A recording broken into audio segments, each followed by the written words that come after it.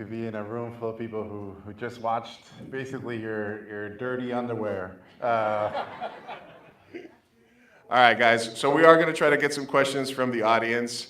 But I would like to start off, obviously, Jorge, by thanking you again for letting us show the anniversary of the book that it's been 10 years. As I said, Book of Life walks so that Coco could run.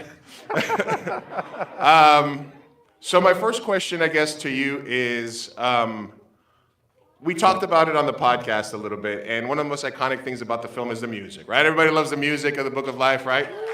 And you told us an interesting story about how you were able to get the rights to Creep. Yes. So do you want to tell us a little bit about that? So Radiohead, I grew up in Tijuana, as I mentioned earlier, and in the 90s, especially like early 90s when that song came on, Creep, you know, for those of you who don't know the song says, I wish I was special, why am I a weirdo, I don't belong here. And I think that became the anthem to me and to a lot of outsider artists who just didn't feel like they belonged. And so I just loved the song. And as time went by and I started writing the script, I saw, I was in Mexico City, in Garibaldi, where you go get mariachis. I saw this little kid, he was 15 years old, and he started playing Creep by himself in the cantina. We're just gonna cycle we got a bunch of concept art. And so he starts playing Creep in this cantina, and he could barely speak English, so it was like the most weird version of Creep I've ever heard. But by the end of the song, the whole cantina was quiet. And when he finished, the cantina exploded in cheers. And I was crying, right? I was so overwhelmed. So you're not, as a director, for all you young directors, you're not supposed to write the songs into the scripts because you might not get the song. I'm too stupid, so I wrote in every song in this movie, I wrote it into the script. So Guillermo del Toro reads the script and he's like, oh, Jorge, well, he calls me Gordo. Ay, Gordo, you're a fool. You will never get this song. So no Creep for you. Yeah, no Creep for you. You creep, but you don't get Creep song. So then we, very naively, we storyboarded, right, where you draw the animation. We drew all the stuff for the song, and I wrote a letter to Radiohead, and this is where we did trickery. I hired a mariachi band to learn how to play it, and we shot a video of me, and I wanted to put it in the Blu-ray, but the studio wouldn't let me. But in this video, I basically tell Radiohead, this song means the world to me, and this is how I saw it in Mexico City, and I think your music now belongs to the world, and there's nothing more Mexican than taking something from somewhere else and making it your own. Right? If there's anything Tijuana has taught me, is take from everyone. So as I say this, the mariachi band stands behind me and starts playing the song. And then I say to the band, if you love the children of Mexico, you will let us use Creep. And we send this video, a few days go by, and we get an email with cursing in it, and it basically says, beep, beep, beep, beep, we love the children of Mexico. Who's going to say no? Who's going to say no to that? So that's how that song came on. But if you're okay with it, I'd love to tell you guys how how Guillermo del Toro got involved. This is a very famous story. So after I write, this company in Texas hires me to basically fund the movie for a year, right? So they let me write the script with my co-writer, Doug Langdale, and do all this visual development artwork, designing the characters, designing the world, and they say, who would be your dream producer, right? So this is 2011. Guillermo del Toro, right? He's like the Mexican Santa Claus. He's gonna make all my dreams come true. So I pitched to his manager, to his lawyer, to his taco stand guy. Like I pitched the movie to everybody to get to him. Finally, he agrees to listen to this pitch, and he turns me down 15 times. And when I say 15 times, I mean he says yes, he'll meet with me, and I show up, and he sees me, and he laughs, and he jumps in his car and drives away.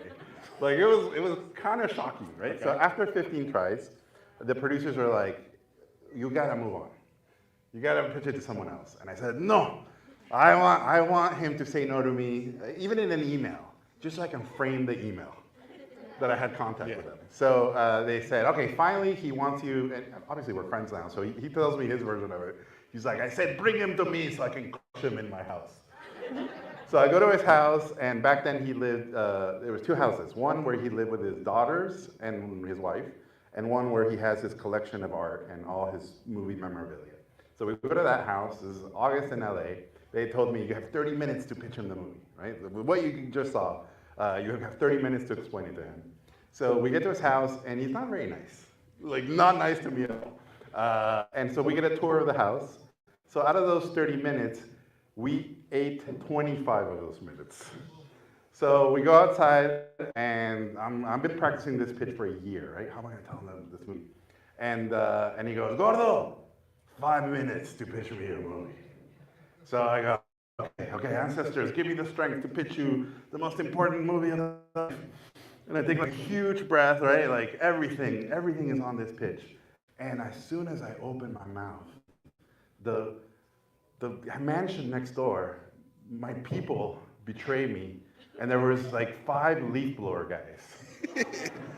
And when they saw my mouth open, they were like, "Órale, güey!" And this like wave of sound is hitting, and I yell at Guillermo, "Guillermo, do we wait until they finish?" And he looks at me with his beautiful blue eyes, and he goes, "Gordo, 4 minutes." So I pitch him the worst version of this movie that anyone's ever heard, right? Like, and he's laughing the whole time, and not at the movie. He's laughing at me because it's so terrible. So pitch finishes. We go back to his house. He's a big guy. I'm a big guy. It's August. We're drenched. We sit down, and I'm like, "Yeah, I'm so sorry. That was a terrible pitch." And he goes, "That was the shittiest pitch I've ever seen in my life." So I stand up, and I'm like, "Thank you for your time." And he goes, "Sit down." And he goes, "Gordo, I have 2 daughters. I've seen your TV show El Tigre. Every Saturday morning we saw it. I know your love of Mexico. I know your cartoons. I know your art. Of course I'm going to produce your movie." So Wow. it gets better.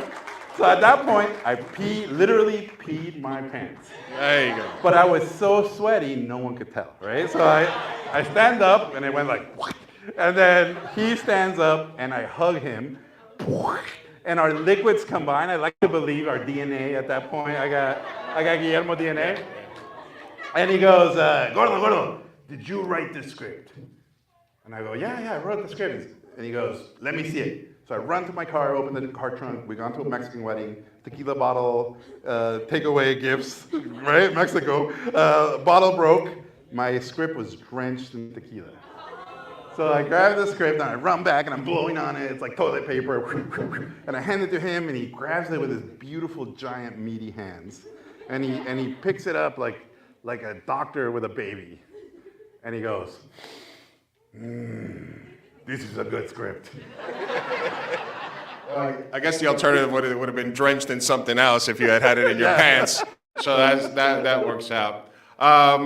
So thank you for sharing that, obviously, with us. So it's a needle drop movie. It's adaptation of these songs.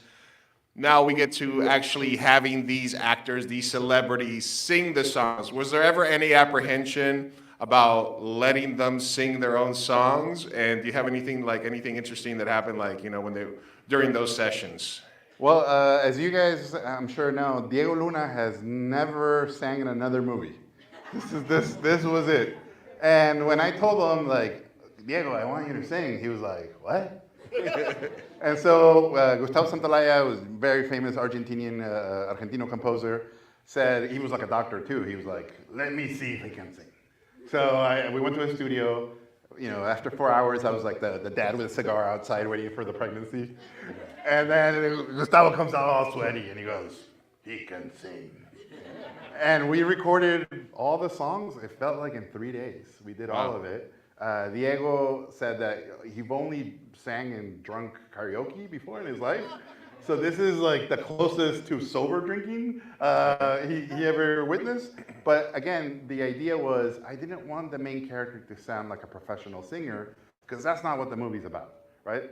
He is a bullfighter. He's incredible at bullfighting, but he doesn't want to bullfight. He wants to sing. And so that was the idea. If he's terrible at bullfighting and he's incredible at singing, then what's the challenge? Right. So that's why he sings like a regular person. And as with karaoke, it's the passion, not the quality, of course. Right. Yeah, right? Like the feelings behind the song matter more than the talent to sing the song. Okay. All right, so this movie is chock full of A-list celebrities: Zoe Saldana, Diego Luna, Channing Tatum, Ice Cube, Cheech. What was your most inspired casting decision in your opinion? Ice Cube. Ice Cube was the big one. I remember, when we told them, again, the way these things work is you have to pitch the movie to the celebrity, and you have to tell them why they're perfect.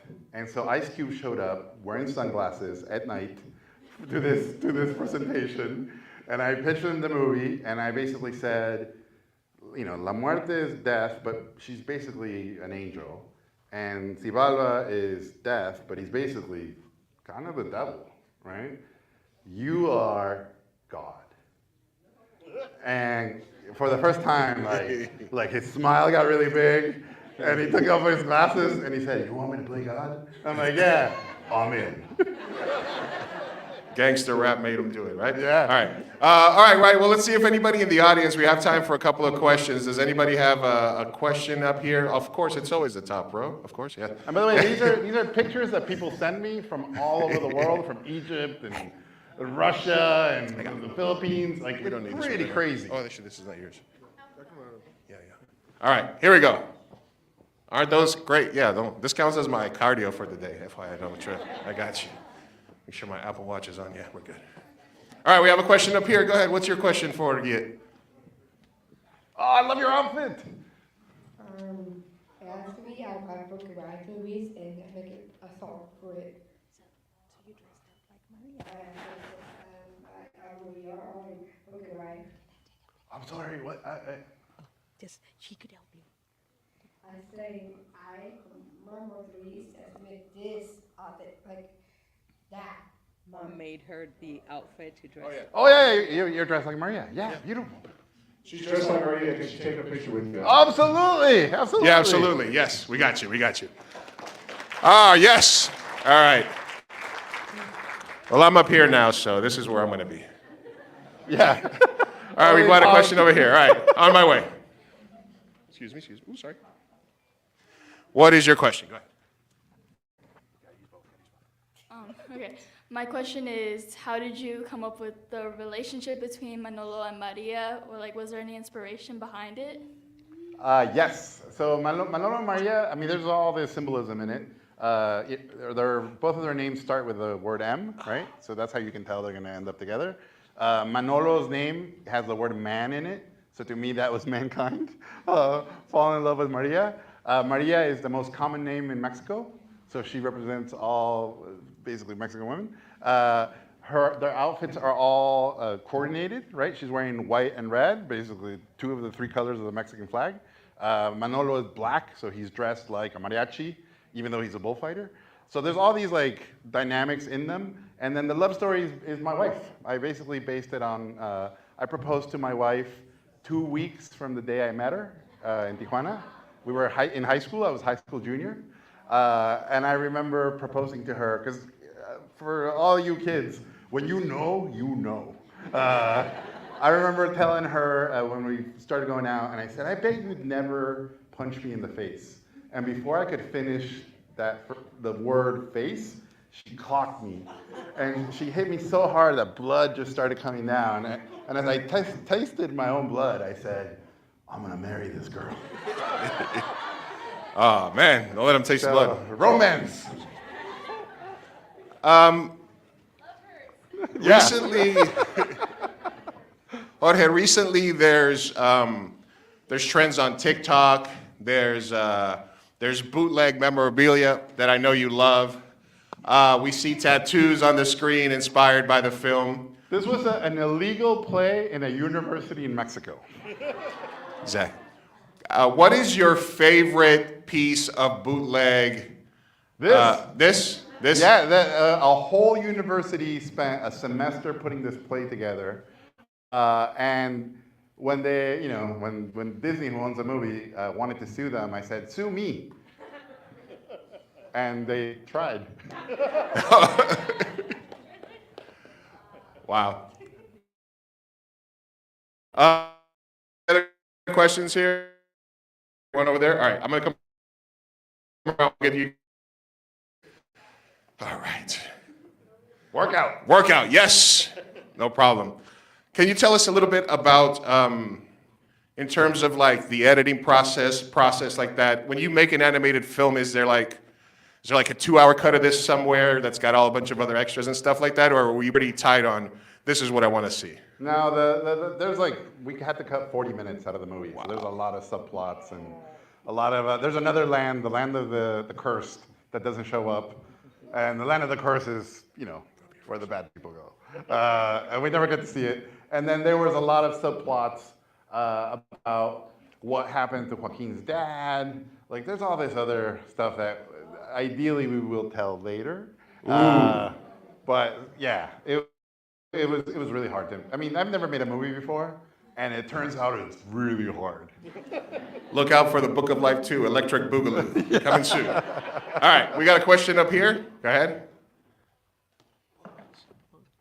So my question was pretty much, why didn't we see Joaquin's dad come back from the dead? Yeah. There's a whole subplot as to what happened to him. Like, why wasn't he down there? And he's in the land of the cursed. So part 2, don't tell anybody. That's where they go. Ooh. It's a mission to rescue Joaquin's dad. All right, we got it. Manolo and Maria and Joaquin all die. All right, we got this mission. We got another question over here. Don't tell anybody. Hey, guys, shh. Come on. No leaks. So that actually was going to be part of the question that I was going to ask, but if you were to pitch someone to play Joaquin's father, who would you ideally want to play the father? So, all right. So Joaquin is played by, as you guys know, Channing Tatum. And when I pitched him the movie, he got really excited, but he took me aside. No stripping? And well, by the way, when I pitched him the movie, I told him, I think Magic Mike is like the Citizen Kane of male stripper movies. Yeah, absolutely. Checks out. And when I pitched the movie, he took me aside and he hugged me and he's like, Jorge, you know I'm not Mexican, right?